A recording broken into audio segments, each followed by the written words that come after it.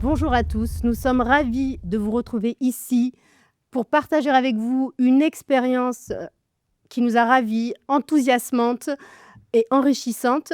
Une expérience dans le cadre d'Erasmus+, qui nous a permis de faire un échange entre nos élèves en Norvège, dans une ville qui s'appelle Kristiansand, et ici même à Aix-en-Provence.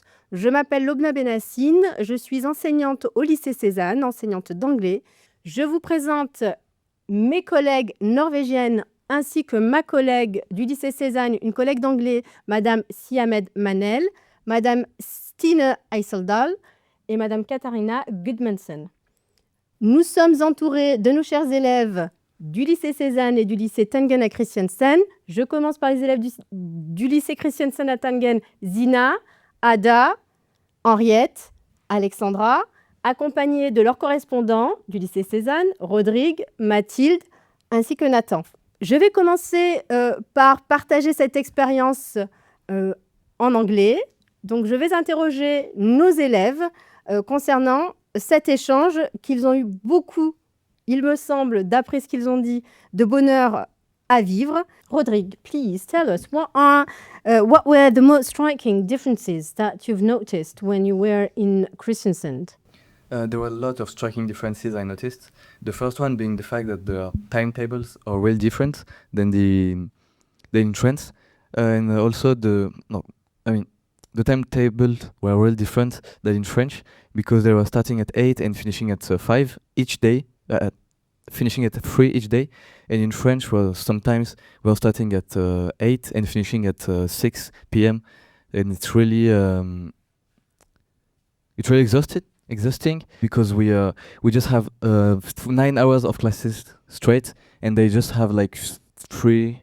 I mean, sometimes they have 3, 5, or 6, but sometimes the teacher just let them 3 hours of free time to do a job, but we need to make it at home, so it's really different. And also the climate was really different because it was really cloudy, and if we saw the sun one day in the whole week we were there.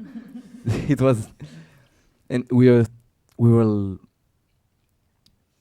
so exhausted because the sun was missing. And in France we are used to have the sun and the energy for the sun, and we didn't take like those kind of medicine they took to replace it. So Thank you, Rodrigue. Nathan, what about the similarities that you've noticed? The similarities I've noticed are mainly the interest of the students in learning how to know each other better. So we all wanted to know more of the culture and the funny or interesting facts about many different subjects and things like that. Henriette, please, can you tell us about the differences, similarities? For similarities, I think many of the subjects are very similar. We have a lot of the same, learning about the same stuff. And also, we have a lot of free time during lunch. So you can do what you want, you can socialize with your friends, you can be at school if you want. And I think that's mainly the similarities. Yeah. Ada, the differences? I think the main differences is maybe the time you eat. It's very different. Here you eat late and you eat a lot of time. No, yes, a lot, every time. But in Norway we eat a smaller lunch and then dinner earlier. And also we finish school earlier than they do. But we also have part-time jobs after school and in the weekends. And if we want to do it well in the subjects, we have to work a lot at home. Like not homeworks, but just do it ourselves. Yes. Thank you. À présent, je vais passer au français et je vais demander à ma collègue ici présente, Stine, toi, quelle différence concernant le système éducatif as-tu noté? C'est vrai que le lycée est structuré de la même façon en France et en Norvège. On commence à 16 ans, à peu près 15-16 ans. Et le lycée, c'est 3 ans. Mais les cours sont différents. La hiérarchie entre les élèves et le professeur est très différente. Ici, on appelle le professeur par madame, monsieur. En Norvège, on utilise le prénom. En France, c'est très important, les notes, l'examen, il y a beaucoup plus de contrôle qu'en Norvège. Et aussi...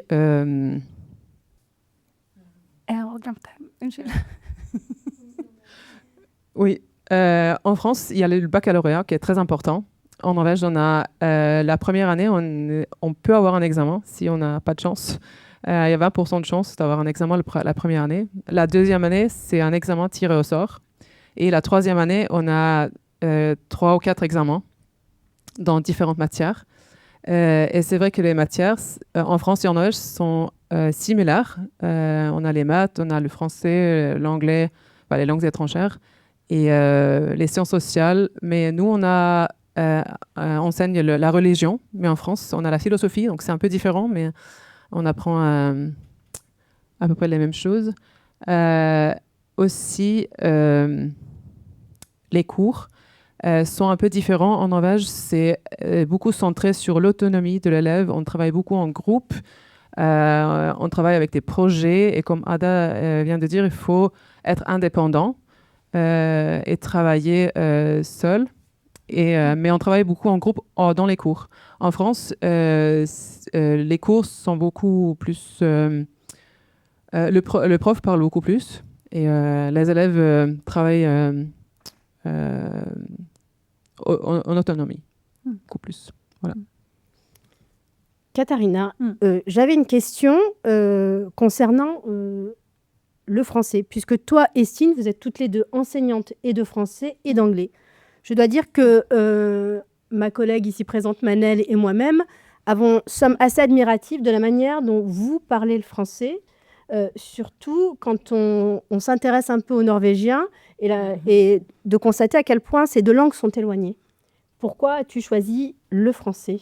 Ouais, c'est une bonne question et je ne sais pas exactement pourquoi j'ai commencé avec le français, mais je pense que c'était parce qu'au lycée, je trouvais que c'était juste une langue très très belle.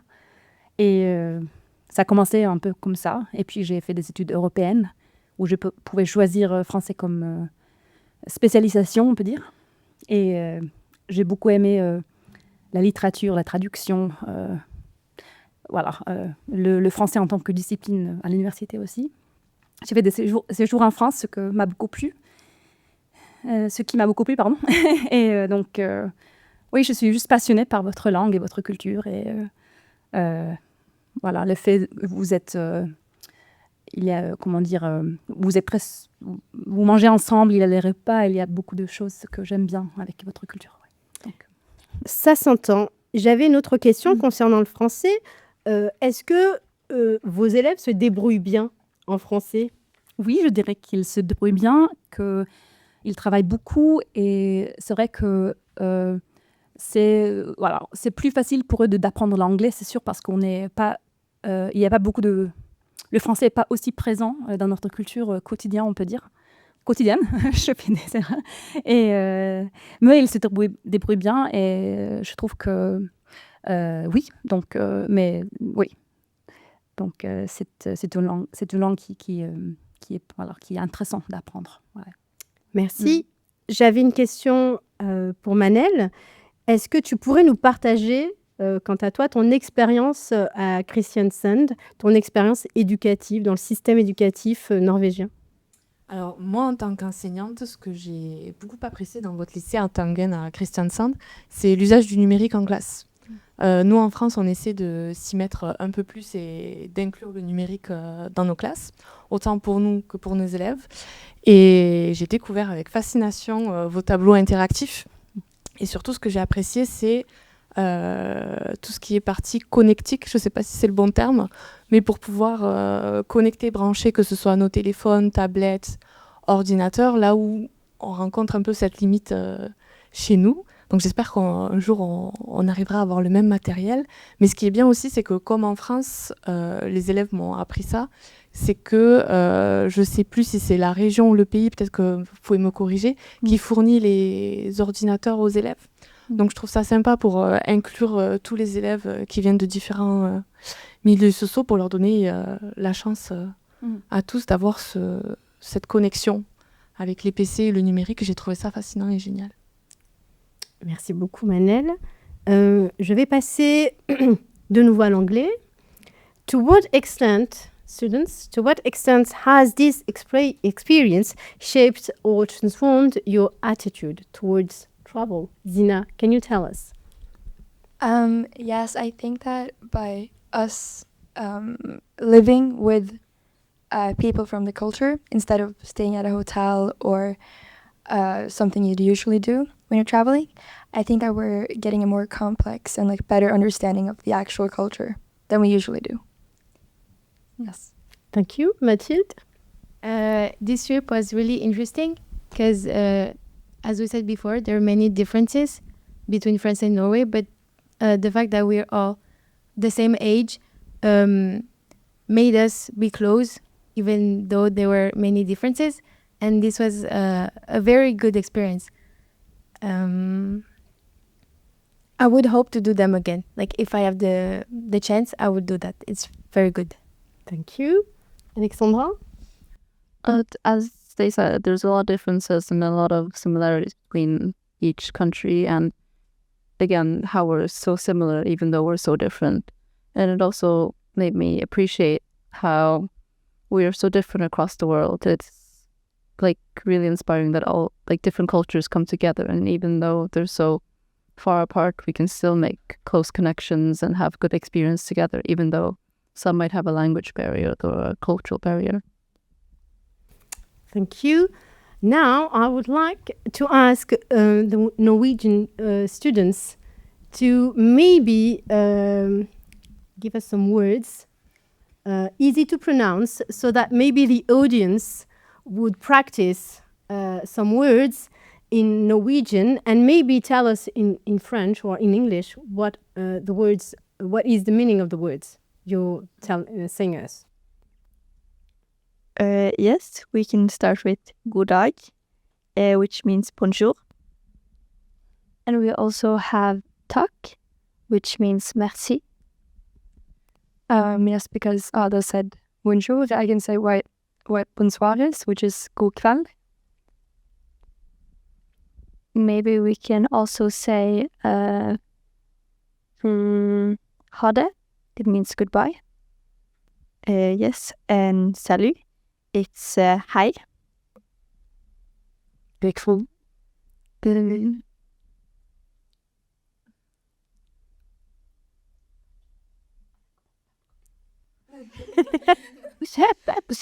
Is it long, perhaps, to say nice to meet you? Hvordan går det? Which is like how are you? Both. Please, Alexandra, can you repeat it so that we'll be able to do it, to say it? Hvordan går det? Which is how are you? And maybe I'm going to ask a word. How would you say student? Elève. In Norwegian? In Norwegian, it's elève. Oh, wow. Yes. Or it's student. Okay. School? Skole. And is there a difference between high school, middle school also, and primary or secondary school in Norwegian, like in France? We are technically in high school. So in Norwegian, it's videregående. It means going further. Okay. And middle school, it's ungdomsskole. And then elementary school would be barneskolen, which means like children's school. Okay, thank you. Which word really you would like French people to learn in Norwegian? I can start with, in the south of Norway, we say, when we meet someone, we say like, ja vel. It's like a question of like, oh, it's nice to see you, but how are you? So you are questioning how they are and also saying hi in the same word. So it's javel. Or we also have, also in the south, kjasken, which means like a craving or like you're hungry for something sweet. Yes, I think we're going to do a phrase because in Norway we go on a lot of hikes and we say ut på tur, aldri sur, which means out on a hike, never angry. Alexandra? We have God jul, which means Merry Christmas, but when the French students were there, it was like plastered everywhere. And it like reads God jewel, which I learned he's very popular here.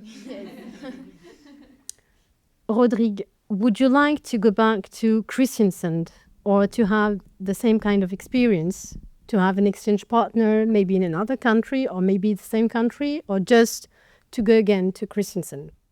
I think it would be really fun to do it again, but I would prefer to do it with high school or my whole class or some people of my class, because I don't think I would like to make it with people I don't know. It would be strange to be in a house with someone I don't know, and when I with other people I don't know them either. It's like I won't like it. So I would like to make this again, but with my class and my classmate. Thank you, Rodrigue. Mathilde? I would love to do that again. It was very funny. I would also love to be there in the summer or in January when it's snowing, because when we came, it was raining all day long. So that wasn't really fun. But they showed me like the snow pictures and it looks really beautiful. So I would like to go again, but in January or in summer when it's hot. Thank you. Nathan? I think I would do it again because it was maybe the most amazing trip I made. I didn't do a lot of trips, but it's really good, and I think that it would be better if the trip was a little bit longer, because 1 week to see a world city and a culture is a little too fast. Thank you very much. Je vous remercie pour votre présence ici sur ce plateau. Nous avons été vraiment tous très heureux de partager cette expérience d'échange européen avec deux lycées norvégiens et aixois. On espère perpétuer maintenant cet échange et on se retrouve sans doute l'année prochaine. Ha det!